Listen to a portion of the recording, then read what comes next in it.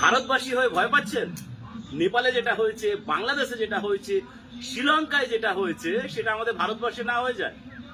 যারা ভয় পাচ্ছেন তাদেরকে বলবো, নিশ্চিন্তে ঘুমান, খাওয়া দাওয়া করুন, কাজ করুন।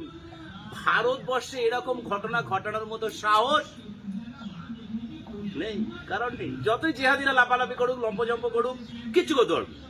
কারণ আমাদের ভারতবর্ষের মাথার উপরে মোদিজির মতো প্রধানমন্ত্রী আছেন, অমিত শাহজির মতো স্বরাষ্ট্রমন্ত্রী আছে, আর সর্বোপরি আমাদের মতো কোটি কোটি রাষ্ট্রবাদী হিন্দুত্ববাদী যুবক আছে। কিভাবে দেশকে রক্ষা করতে হয় আমরা জানি। আমরা নিশ্চিন্তে ঘুমন, নিশ্চিন্তে ঘুমন। আমরা আছি না ওই সমস্ত রাস্তার আন্দোলন, সরকারকে ফেলার রাস্তার আন্দোলন, রাস্তাতেই হয়ে যাবে, নিশ্চিন্তে থাকুন। আর ভারতবর্ষকে ভাঙার চক্রান্ত অনেক আগে থেকেই হচ্ছে, আপনারা বুঝতেও পারেননি, আমরা বুঝতে পেরেছি। কারণ আমরা দেশকে ভালোবাসি তো, দেশের উপরে সামান্য আঁচ আমাদের চোখে চলে আসে। কৃষক আন্দোলন কি ছিল? কয়েকদিন আগে কৃষক আন্দোলনটা কি ছিল ভেবে দেখেছেন? কৃষক আন্দোলন কি ছিল?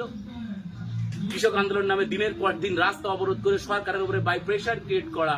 কারা করেছিল আন্দোলন? খালিস্তানি সাপোর্টার, খালিস্তানি জঙ্গি নিশ্চয়ই নাম শুনেছেন, যারা ভারতবর্ষকে ভাঙতে চায়, ওদের সাপোর্টিং এ হয়েছে।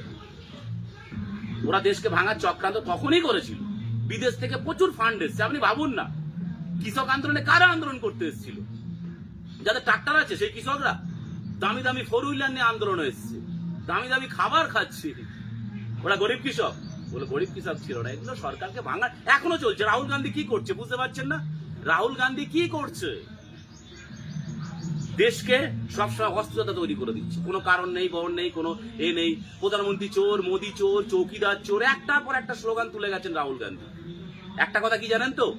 বিদেশি মাতৃগর্ভে জন্ম মানুষ কখনো দেশকে ভালোবাসতে পারে না। রাহুল গান্ধী কি, ওনার মা তো সোনিয়া গান্ধী বিদেশি, ইতালিয়ান, তো ওনার সন্তান কি করে দেশকে ভালোবাসবে? ভালোবাসবে না। দেশকে চক্রান্ত করা হয়েছে। আর দেখুন, মোদি চোর, মোদি চোর, মোদি ভোট চোর। এতদিন ছিল মোদির রাফেল চোর, চৌকিদার চোর, এখন মোদি ভোট চোর। একটার পর একটা কিন্তু স্লোগান তুলে যাচ্ছে। আর কিছু জেহাদি যারা দেশ বিরোধী, তারা সেই চোর চোর নিয়ে লাফাচ্ছে। অ্যাকচুয়ালি এগুলো দেশকে অশান্ত করে এরকম একটা অরাজকতা তৈরি করার ছক এরা অনেক আগে থেকেই কষেছিল। কিন্তু মাথার উপরে যা বসে আছেন মোদিজি, ওদের গুরু, ওরা যেটা ভাবে তার থেকে অনেক বেশি ভাবে। আর ভারতবর্ষের মানুষ অনেক বেশি রাষ্ট্রবাদী। আমাদের মতো না কোটি কোটি রাষ্ট্রবাদী মানুষ আছে যারা দেশের জন্য প্রাণ দিতে প্রস্তুত। আমাদের দেশের উপরে যদি এরকম কোনো আঁচ আসে, বিদেশি শক্তি, জিহাদি শক্তির আঁচ আসে না, আর্মিকে লাগবে না, সিআরপিএফ কেও লাগবে না। আমাদের মতো কোটি কোটি যুবক রাস্তায় নেমে পড়বে। দেশকে কি করে বাঁচাতে হয় আমরা জানি, আমাদের দেশকে আমরা সুরক্ষা দিতে জানি। তাই আপনারা নিশ্চিন্তে ঘুমান, নিশ্চিন্তে কাজে যান। ভারতবর্ষের উপর আঁচ আসবে না। ভারতবর্ষের উপর আঁচ এলে অনেক আগেই আসতো, অনেক আগে থেকেই চেষ্টা করা হচ্ছে। শাহিনবাগ আন্দোলন ভুলে গেছেন? শিয়া আন্দোলনের নামে ট্রেন, সরকারি ট্রেন, বাস পোড়ানো ভুলে গেছেন? এগুলো কি ছিল? এগুলো দেশকে অস্থির করার, দেশকে ভাঙার চক্রান্ত অনেকদিন আগে থেকেই চলছে, যেটা আপনারা ফিল করেন, এখনো চলছে। আপনি দেখে নেবেন, আপনি প্রমাণ পাবেন। ছোট্ট একটা কথা বলে দেখবেন, এখন ভারতবর্ষের প্রতিটি সংবাদ চ্যানেলের ফেসবুক পেজ আছে। আপনি ফেসবুক পেজে যেখানে নেপালের খবর দেওয়া হচ্ছে সেখানে ফলো করুন। কারা দেখবেন এবার ভারতবর্ষে, এবার কারা কমেন্ট করছে দেখে নেবেন। এবার ভারতবর্ষে হবে, এবার ভারতবর্ষে হবে। কারা কমেন্ট করছে? সব জেহাদি। এরা চেষ্টা করছে ভারতবর্ষকে ভাঙবে, টুকরো করবে, এইভাবে। কারণ ভোটে হারানো মোদিজিকে অসম্ভব। মোদিজির মতো নেতা সারা বিশ্বে নেই, এক নম্বর সারা বিশ্বের নেতা। আজকে আমেরিকার প্রেসিডেন্ট ডোনাল্ড ট্রাম্প ওনার কাছে মাথা নিচু করে নিলেন। সারা বিশ্ব ওনাকে বিশ্বগুরু বানিয়ে দিয়েছে। আজকে দেখুন না কে কি করতে পেরেছে, কিছু করতে পেরেছে?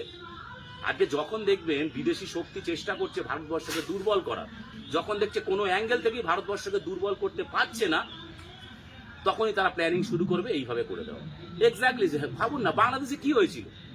বাংলাদেশের প্রধানমন্ত্রী শেখ হাসিনা কি করেছিল? উনি দেশের জিডিপি সব থেকে ভালো করেছিলেন, দেশের উন্নতি সব থেকে বেশি হাসিনার আমলে হয়েছিল।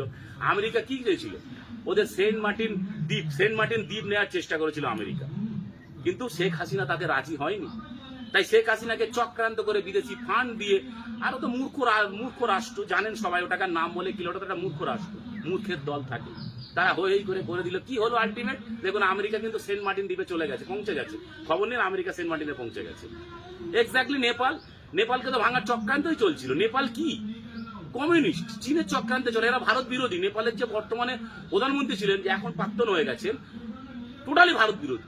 উনি এখানে ভারত বিরোধী এজেন্ডা তৈরি করছিলেন। চীনের কথায় আইএসআই জঙ্গিদের প্রচুর পরিমাণে আইএসআই জঙ্গি আমাদের ভারত নেপালের বর্ডারে আইএসআই জঙ্গিরা সক্রিয় হয়ে গেছে। ওখানে প্রচুর মাদ্রাসা মসজিদ বানিয়ে ইসলামপন্থীকে ডাকা হচ্ছে। ধর্মনিরপেক্ষতার নামে হিন্দুত্ববাদীকে মুছে দেওয়া হয়েছে, হিন্দু রাষ্ট্রটাকে মুছে দিয়ে ধর্মনিরপেক্ষতা রাষ্ট্র করেছে। ভাই এটা তো হওয়ারই ছিল। আজকে শ্রীলঙ্কা চীনের উপর ডিপেন্ডেবল ছিল, ভারতের বিদ্বেষী করেছে, ভারত বিদ্বেষী করে চীনের উপর ডিপেন্ডেবল তারও গেছে।